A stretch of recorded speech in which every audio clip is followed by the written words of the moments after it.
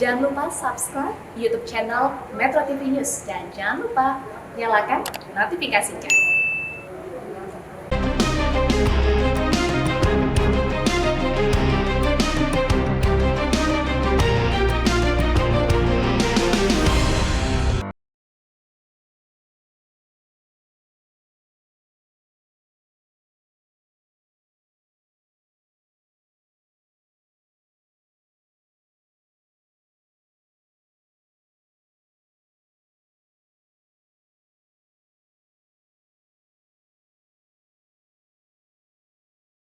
Dibilang bagus, dibilang nggak bagus karena tumpang tindih.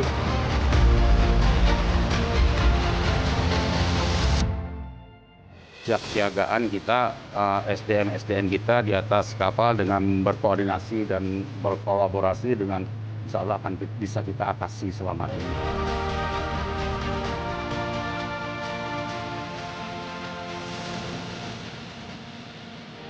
Apa sih sebetulnya menurut Bapak tantangan yang dihadapi oleh KPLP yang paling krusial saat ini?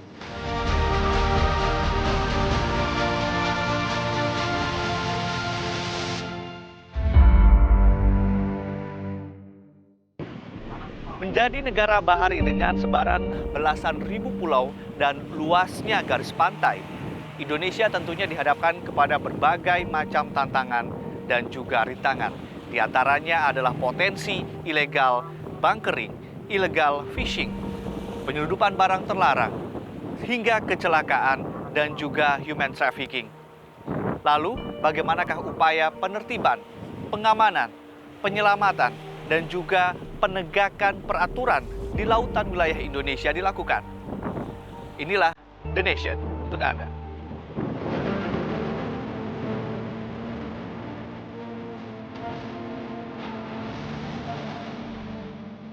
Data dari KNKT menunjukkan pada periode 2010 hingga Agustus 2019, angka kecelakaan pelayaran mencapai 104 kasus, meliputi kebakaran, tabrakan, kandas, tenggelam, kapal miring, terbalik, meledak, dan lain sebagainya.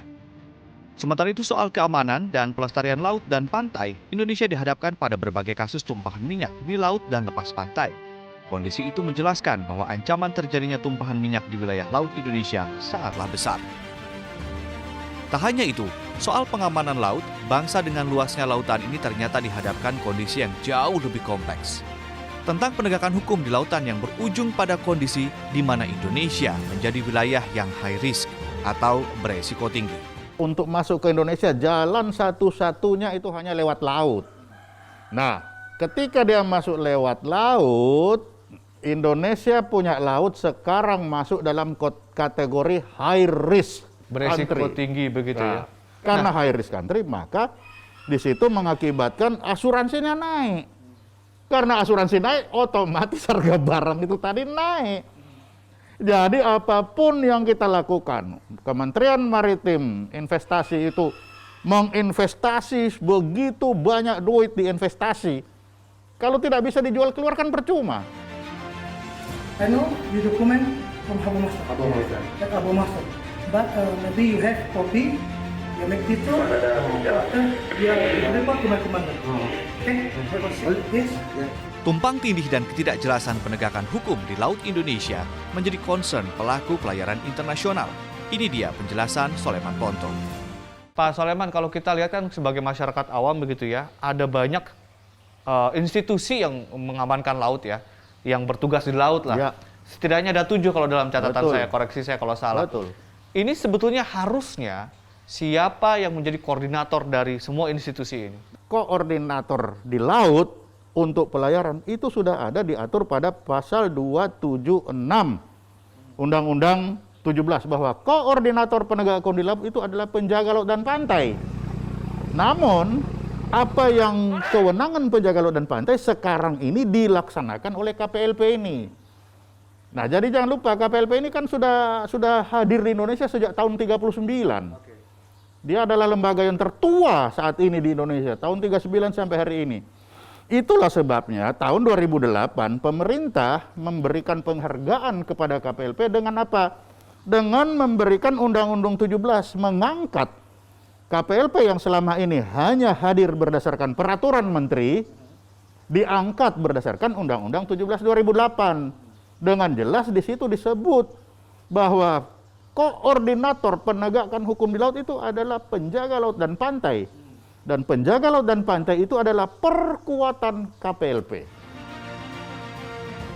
Hal ini diiyakan oleh pengusaha pelayaran nasional. Banyak beberapa institusi penegakan hukum di sisi pengamanan kelautan yang ada di Indonesia. Dan ini sebenarnya dibilang bagus. Bagus, dibilang nggak bagus karena tumpang tindih. Karena setiap institusi penegakan hukum di laut atau di perairan mempunyai dasar hukum masing-masing. Dan ini yang kadang-kadang kalau saya mendengarkan keluhan dari teman-teman pelayaran membuat bingung. Kita ini berhadapan dengan siapa sebenarnya di laut atau di perairan. Jangan sampai kita itu berhadapan dengan banyak pihak. Karena kalau banyak pihak otomatis kan kalau kita bicara konsep rantai pasok, supply chain kan semakin pendek rantainya kan semakin bagus, semakin efisien gitu loh. Tanpa mengurangi efektivitas daripada pengamanan perairan itu sendiri. Lalu, bagaimanakah potret sang penjaga samudra yang diakui sebagai Coast Guard oleh hukum internasional itu? Yang masuk dalam radar mencurigakan tuh, kapal mencurigakan tuh seperti apa?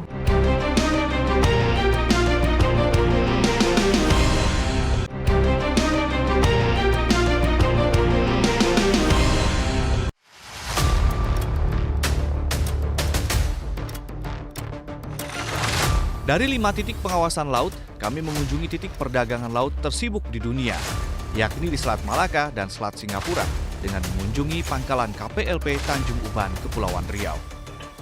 Kami mengikuti para penjaga samudra yang sedang berpatroli dengan kapal KN Kalimasada. Kalau rencana operasi itu biasanya direncanakannya gimana, Cap? Setahun sekali kah atau sebulan sekali? Pergerakan kami biasanya bergerak sesuai rencana operasi. Dari tahun sebelumnya sudah dilaksanakan di 2021. Pergerakan kedua yaitu dari informasi dari VTS, dari UPT Perhubungan Laut salah satunya, dan dari intelijen. Jadi ada 2 sistem, rencana operasi dan pergerakan mandiri. Yang masuk dalam radar mencurigakan tuh, kapal mencurigakan tuh seperti apa? Contohnya kemarin ada kapal dari Singapura tidak melapor ataupun tidak memasang AIS. Terdek di radar ada subjek yang mengapung-apung. Kami coba berhubungan sama VTS, apakah kapal tersebut laporan dan seterusnya, dan ataupun ada indikasi lain. Sementara tidak ada laporan.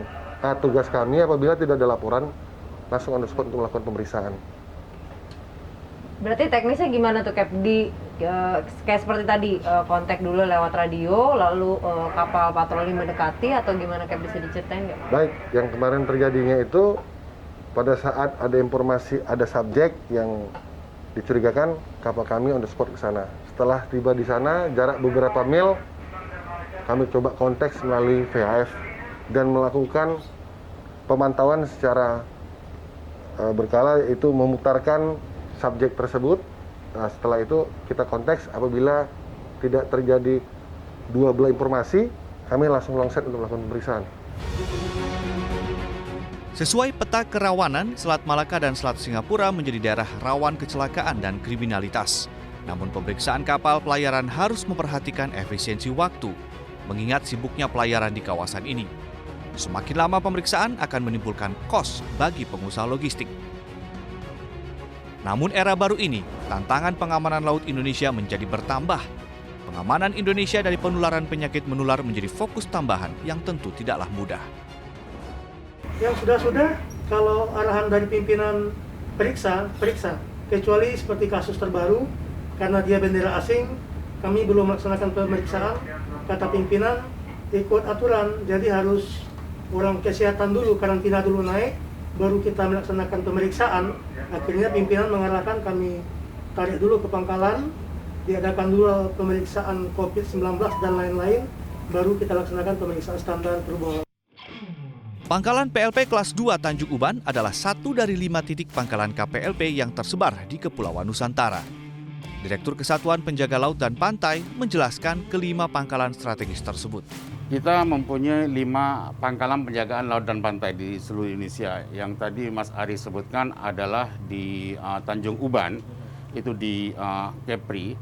Nah itu kapal-kapal di Tanjung Uban, di Pangkalan Penjagaan Laut dan Tanjung Uban itu selain tadi menjaga keamanan dan keselamatan pelayaran, tumpahan minyak di sana yang paling banyak menantang karena banyaknya kapal-kapal yang berlalu lintas di daerah di Selat Malaka. Kalau kriminalitas di sana bagaimana, Pak? Kriminalitas biasanya juga ada. Kita selalu bersinergi dan berkolaborasi dengan stakeholder yang lain biasanya. Kalau masalah kriminalitas itu kita serahkan kepada pihak kepolisian. Kalau setelah kita adakan penangkapan.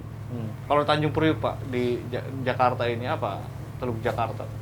Tanjung Priok ini memang arus lalu lintas pelayarannya terpadat. Ciri khasnya dia harus menjaga keamanan dan keselamatan TSS Selat Sunda. Nah, itu tantangannya karena 60% ini logistik ada di logistik. Oke. Kecelakaan mungkin rawan apa gimana di Kecelakaan juga ada kalau di Tanjung Priok ini. Namun kita selalu berkoordinasi dan berkolaborasi antar UPT internal kita maupun dengan eksternal kita dalam hal quick response, kecepatan untuk kapal sama-sama bergerak untuk memberikan bantuan.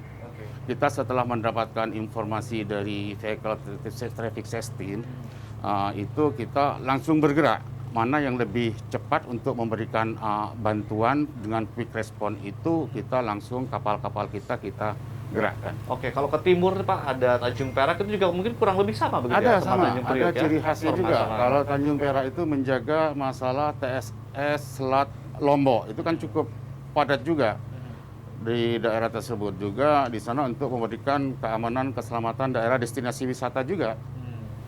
Begitu juga yang Tual ya, yang Tual juga. Kalau Tual ini ciri khasnya selain kita memberikan pelindungan keselamatan keamanan destinasi wisata, di sana itu kan banyaknya offshore yang kita harus antisipasi, terutama masalah tumpahan minyak juga di daerah sana yang banyak kilang-kilang lepas pantai begitu ya, kemudian juga harus diawasi. Itu kan cukup banyak di sana yang harus kita awasin dan memberikan suatu perlindungan sesuai dengan tugas pokok kita sesuai dengan Undang-Undang 17 tentang pelayaran.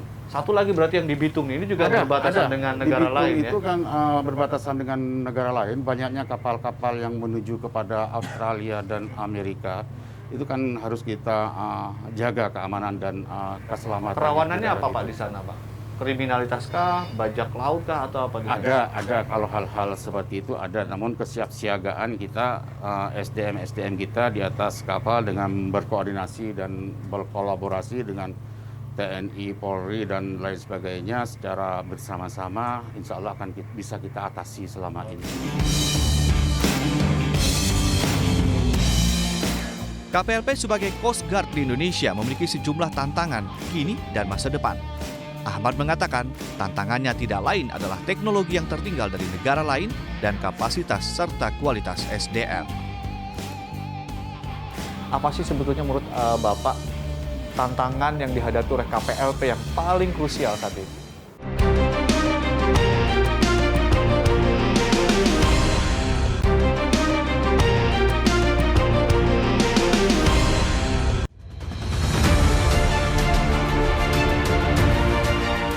Kompleksitas pengamanan laut Indonesia yang luas dengan jumlah stakeholder yang tidak sedikit menuntut banyak hal. Sebagai otoritas pengamanan laut dan pantai yang lahir sejak zaman Belanda, KPLP di bawah Direktorat Jenderal Perhubungan Laut Kementerian Perhubungan menjadi satu-satunya otoritas Coast Guard di Indonesia yang diakui oleh hukum internasional dan IMO. Pak Menteri, bagaimana Anda melihat kiprah dari KPLP dalam menjalankan peran dan fungsinya dalam menjaga lautan Indonesia, Pak? Jadi KPLP ini kan tugasnya adalah menjaga keselamatan dan keamanan pantai. Jadi memang kita membuat beberapa tempat di seluruh Indonesia untuk mengamankan keamanan dan keselamatan. Karena memang keselamatan itu mandatori dari IMO bahwa Kementerian Perhubungan harus memastikan keselamatan di perairan di seluruh Indonesia. Kita memang berusaha untuk tetap menjaga dan khususnya di perairan di mana traffic itu relatif lebih banyak seperti di Riau, seperti di Jakarta atau di Bali, itu kita hadir untuk bersama-sama mengelola perairan dengan baik. Dalam rangka mewujudkan poros maritim dunia, Pak, ini kan kita punya cita-cita ke arah sana. Bagaimana KPLP seharusnya? Apa yang Anda bayangkan KPLP itu harusnya seperti apa? Ya, keselamatan, keamanan, itu yang harus dikawal. Berarti apa? Sedapat mungkin kecelakaan atau ada korban itu harus dinolkan, ditiadakan. Nah, itu bisa dilakukan dengan memberikan peraturan, dengan memberikan persuasi, dan juga menjaga. Kalau kita lihat kan perhubungan laut saat ini juga menghadapi banyak sekali tantangan dan juga memenuhi ekspektasi masyarakat yang semakin tinggi. Apa sih sebetulnya menurut Bapak tantangan yang dihadapi oleh KPLP yang paling krusial saat ini? Ya, memang kita lihat bahwa dengan laut yang banyak, bayangkan Indonesia itu seperti Eropa dari ujung ke ujung, sehingga memang secara kuantitas kita biasanya memang punya kekurangan di situ. Nah, oleh karenanya kita menjaga secara prioritas di mana tempat-tempat itu kita lakukan. Nah, ini memang kita harus improve ya, terutama kemampuan SDM dan digitalisasi supaya coverage daripada daerah-daerah itu bisa lebih baik. Jadi tantangannya di SDM begitu ya, Pak ya. Oke, kedepannya nih Pak, soal teknologi dan SDM, strategi dari kementerian sendiri apa Pak? Untuk vokasi ya, kita berikan pendidikan-pendidikan yang lebih intensif dan kita mendatangkan expert-expert. Termasuk juga kita secara tidak langsung minta kepada kedutaan-kedutaan memberikan suatu pembelajaran bagi mereka-mereka yang lagi sekolah. Dan bagi mereka-mereka yang sudah ada di kapal ataupun ada di office, itu juga kita berikan mereka suatu edukasi-edukasi dunia yang memang memberikan suatu improvement pada pengetahuan, pada ilmu teknologi, dan bagaimana kita harus sejajar dengan bangsa-bangsa lain di dunia. Memelihara keamanan garis pantai Indonesia yang begitu luas tentu bukan tugas yang mudah. Ada banyak harapan dan tumpuan yang disematkan pada pundak KPLP.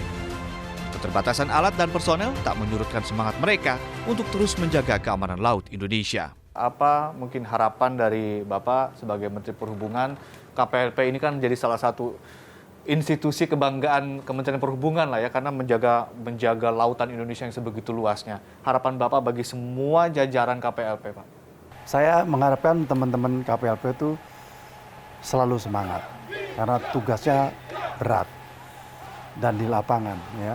Saya yakin teman-teman perhubungan mampu mengawal itu. Yang kedua adalah harapan sinergitas antara kelembagaan ini makin baik sehingga kita kompak untuk menghadapi permasalahan-permasalahan di lapangan. Jadi kalau apa kilo November kalau masuk? Nah, masuk. Izin Cap, Anda tujuan dari mana gitu, Om? Dari Makassar mau ke Singapura. Oke, dari Makassar mau ke Singapura. Anda bermuatan kah? Kita kosong ini, Pak. Oke, kosong. Apakah Cap sudah lapor ke PTS Batam gitu? Lalu, apa yang harus dilakukan untuk meningkatkan kapasitas KPLP yang justru memiliki peran yang sangat strategis di laut? Jadi untuk meningkatkan kapasitas dia sehingga dia bisa kemudian menjadi koordinator penegakan hukum di laut dan pantai Indonesia sesuai aturan internasional itu apa? Dia melaksanakan saja Undang-Undang 17. Jadi Undang-Undang 17 ini sudah mendesain penjaga laut dan pantai ini kapabilitasnya itu setara dengan US Coast Guard. Setara loh dengan US Coast Guard. Jelas sudah, Coast Guard yang diakui internasional adalah KPLP. Sebagai negara maritim dengan wilayah laut dalam kategori high risk atau beresiko tinggi akibat penegakan hukum yang semrawut, sudah seharusnya berbenah diri. Salah satunya dengan menguatkan aturan yang jelas agar sang penjaga samudra bisa berbenah dan meningkatkan kapasitas.